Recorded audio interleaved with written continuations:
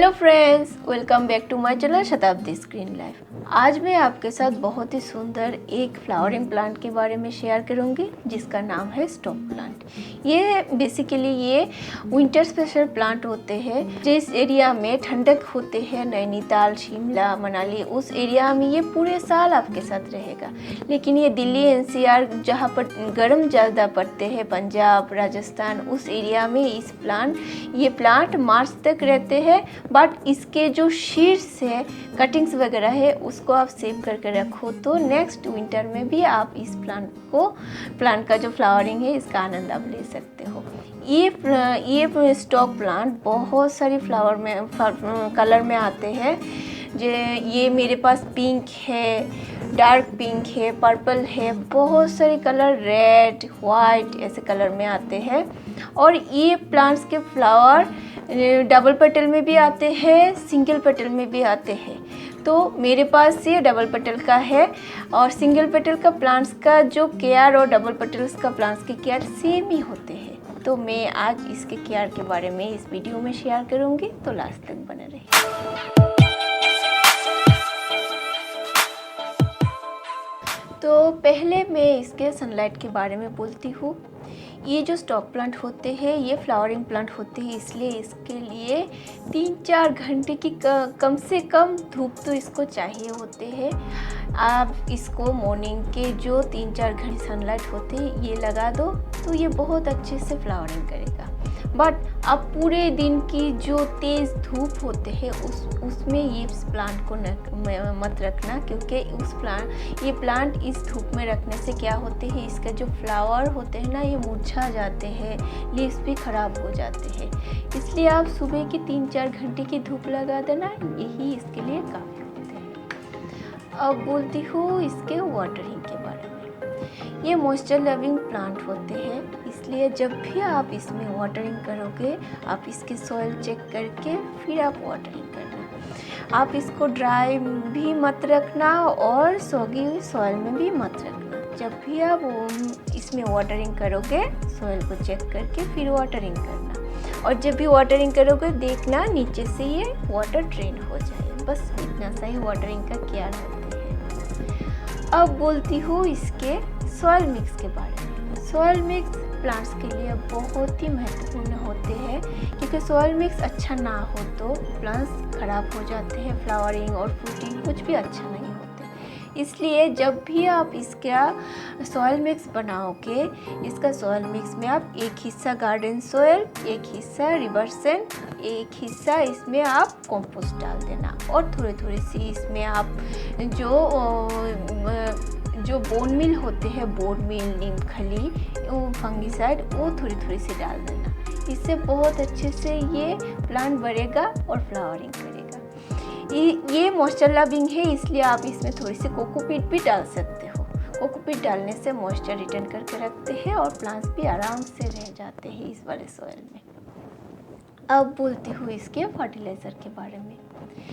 Flowering plants के लिए fertiliser specially जो विंटर में आते हैं वो बहुत कम दिन के लिए हमारे पास रहते हैं, इसलिए आपको इसके जो फर्टिलाइज़र है उसका ध्यान थोड़ी सी देना पड़ेगा, क्योंकि फर्टिलाइज़र ज़्यादा हो तो प्रॉब्लम हो जाते हैं, कम हो तो थोड़ी सी फ्लावरिंग कम हो जाते हैं। इसलिए जब भी आप फर्टिलाइज़र दोगे, आप एक तो आप सॉइल मिक्स जब बनाते हो उसमें आप वर्मी कंपोस्ट या गोबर खाद जो भी हो आप दे दोगे, इससे ही ये आराम से बढ़ेगा। बट महीने में एक बार इसमें आप लिक्विड मैन्योर कुछ भी डाल देना। हो सके तो जो ऑर्गेनिक फर्टिलाइज़र है वो आप डालोगे तो बहुत ही अच्छा है। ये प्लांट जो होते हैं, सरसों खली का जो टी होते हैं वाटर के साथ डाइल्यूट करके इसमें डाल देना। सरसों खली का जो फर्टिलाइज़र होते हैं बहुत ही अच्छे होते हैं, माइक्रो न्यूट्रिएंट्स होते हैं सरसों खली में। तो आप जब भी इसमें फर्टिलाइज़ करोगे महीने में एक बार इसमें सरसों खली का जो फर्टिलाइज़र है, लिक्विड फर्टिलाइज़र, वो डाल देना। और एक बार हो सके तो ये ज़रूरत नहीं है, बट दोगे तो बहुत अच्छा होगा। वर्मी कंपोस्ट, 1 मुट्ठी वर्मी कंपोस्ट चारों ओर से थोड़ी सी डाल देना, इससे ये प्लांट बहुत अच्छे से फ्लावरिंग करेगा। और देखिए लीव्स भी, ये प्लांट भी बहुत हेल्दी रहेगा। तो यही है फर्टिलाइज़र का ध्यान। आप ऐसे फर्टिलाइज़र दोगे तो ये प्लांट बहुत अच्छे से फ्लावरिंग करेगा। आप बोलती हो पॉट सिलेक्शन के बारे में। ये प्लांट को आप ज़्यादा बड़े गमलों में मत रखना, क्योंकि विंटर स्पेशल जो प्लांट्स होते हैं ये बहुत दिन तक हमारे पास नहीं रहते हैं। तो आप छोटे से गमलों में रखोगे तो इसका जो फर्टिलाइज़र न्यूट्रिएंट्स है ये छोटे से गमलों में बहुत अच्छे से ये मिल जाते हैं प्लांट को। इसलिए आप इसको 5 इंच या 6 इंच 8 इंच गमले में ही इसको प्लेस करना। और ये प्लांट जो स्पेशली जो अपार्टमेंट पे रहते हैं, जिसके पास ज़्यादा जगह नहीं होते हैं प्लांट्स लगाने के लिए, वो इस प्लांट को हैंगिंग बास्केट में भी लगा सकते हैं, क्योंकि ये हैंगिंग बास्केट में भी बहुत अच्छे से बढ़ते हैं। हैंगिंग बास्केट में भी बहुत सुंदर लगते हैं। तो जो अपार्टमेंट लेते हैं, छोटी सी बालकनी है, उनके लिए ये परफेक्ट फ्लावरिंग प्लांट्स होते हैं। तो आप उस वाले जो बास्केट है उसमें भी आप लगा सकते हो। अब बोलती हूँ इसके प्रोपोगेशन के बारे में। ये प्लांट बहुत ही आसान है प्रोपोगेशन। इसके जब फ्लावरिंग ख़त्म हो जाते हैं, ये प्लांट शीड्स देते हैं आपको, शीड्स पर शुरू हो जाते हैं। बट आप जनवरी या फरवरी में इसके जो नीचे से जो फ्लावर ख़राब हो जाते हैं उसको आप काट कर देना, क्योंकि आप उस टाइम से ही जब शीड्स कलेक्ट करना शुरू कर दोगे, क्या होगा, इसका जो एनर्जी है शीड्स में चले जाएगा, फ्लावरिंग कम हो जाएगा। इसलिए आप इसका जो नीचे का जो देखिए मेरे ये जो ख़राब हो गया फ्लावर, इसको आप काट कर देना। आप इसके लिए शीड्स कलेक्शन करने के लिए आप फरवरी से शुरू कर देना, क्योंकि फरवरी से आप फ्लावर कट नहीं करना। उस टाइम से जब आप रख दोगे, ये प्लांट मार्च के एंड तक आपके पास रहेगा। तब इसका जो शीड्स है आप उस टाइम में इसको कलेक्ट करके रखना। और इसका स्टेम कटिंग्स और इसका जो ब्रांच कटिंग से भी ये आराम से प्रोपोगेट हो सकते हैं।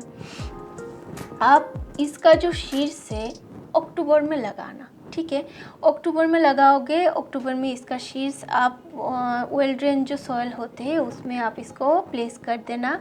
आप देखना नवंबर की मिड से इसका सीडलिंग शुरू हो जाते हैं और जनवरी में, दिसंबर की एंड या जनवरी में इसका फ्लावरिंग शुरू हो जाते हैं। तो 3 मंथ्स आपके साथ ये फ्लावरिंग करता रहेगा और आपको आनंद देता रहेगा। तो सीडलिंग का टाइम है अक्टूबर से, और इसका जो फ्लावरिंग का टाइम होते हैं ये दिसंबर के एंड से फरवरी तक चलता रहता है। मार्च तक तो ये रहता ही है। अप्रैल का फर्स्ट वीक पे भी आप थोड़ी सी केयर करोगे सनलाइट के बारे में, ज़्यादा धूप हो तो थोड़ी सी ये शेडी एरिया में रख दो, तो ये अप्रैल का फर्स्ट वीक तक भी आपके साथ रहेगा, ठीक है। इतना ही इसका प्रोपोगेशन है। आप शीट कलेक्ट करके रख दो, नहीं तो इसका कटिंग कलेक्ट करके रख दो, ठीक है। अब बोलती हूँ इस प्लांट्स के ग्रूमिंग के बारे में। सब प्लांट्स के लिए ग्रूमिंग बहुत ही ज़रूरी होते हैं, क्योंकि ग्रूमिंग ना करो तो प्लांट्स की ग्रोथ बहुत अच्छे से नहीं होते हैं, स्टेम अच्छे से नहीं होते हैं, फ्लावरिंग अच्छे से नहीं होते। तो आप क्या करोगे, जब भी देखोगे कि नीचे के हिस्से से ये फ्लावरिंग ख़त्म हो गई, ब्लूमिंग ख़त्म हो गए, तो आप क्या करोगे, इसका कटिंग कर दोगे इस साइड से, ठीक है। तो कटिंग करोगे तो क्या होगा, इसका जो प्लांट्स की एनर्जी होते हैं, ये प्लांट्स की एनर्जी इससे ऊपर तक जो ये ब्लूम होते हैं इसमें चले जाएगा। नहीं तो कोई ज़रूरत नहीं है नीचे की जो ये फ्लावर होते हैं इसको आप रख दो, सुंदर भी नहीं लगते हैं। इसलिए आप इसको पिंचिंग कर दो, इसका जो डेड लीव्स होते हैं इसको आप काट कर दो। और पिंचिंग बहुत ही ज़रूरी होते हैं जो ब्लूम करने के लिए। जब आप पिंचिंग कर देखिए मेरे इस सारे प्लांट्स में बहुत सारे ब्रांचेस होते हैं। ये आपको बहुत छोटे से पौध भी मिल जाएगा जब आप लाओगे। थोड़ी थोड़ी सी ऊपर से आप नवंबर या दिसंबर टाइम में इसके ऊपर से आप थोड़ी सी पिंचिंग कर देना, देखना बहुत घना होके आपके प्लांट्स बढ़ेगा और बहुत सारे कलियाँ भी आएगा। तो पिंचिंग और इसका क्लीनिंग बहुत ही ज़रूरी होते हैं, सारे प्लांट्स के लिए ही बहुत ज़रूरी होते हैं। फ्लावरिंग प्लांट्स के लिए और फ्रूटिंग प्लांट्स के लिए तो बहुत ही ज़रूरी होते हैं पिंचिंग और ये ग्रूमिंग। तो ऐसे आप इसका ख्याल रखना। अब बोलते हो इंसेक्ट्स वगैरह की अटैक के बारे में। इस प्लांट्स में ज़्यादातर इंसेक्ट वगैरह की अटैक नहीं होते हैं, फिर भी आप महीने में एक बार इसमें नीम ऑयल का स्प्रे कर देना शाम के टाइम और नेक्स्ट मॉर्निंग इसको अच्छे से वॉश कर देना। इससे ही इसके सारे प्रॉब्लम दूर हो जाएगा। और थोड़ी सी हो सके तो फंगिसाइड साइड में से आप डाल देना, इससे भी ये प्लांट बहुत आराम से बढ़ेगा, कोई प्रॉब्लम नहीं होगा। तो इतना सही केयर है इस प्लांट का, बहुत ही सुंदर है ये इस प्लांट और इसके बहुत भीनी भीनी सी खुशबू भी है। तो आप इस प्लांट को लाओ विंटर में और इसका शीश कल कट कर रख दो, तो नेक्स्ट जो विंटर है आप एंजॉय कर सकते हो। छोटे से बड़ा तक कि इसका फ्लावरिंग का टाइम आप एंजॉय कर सकते हो।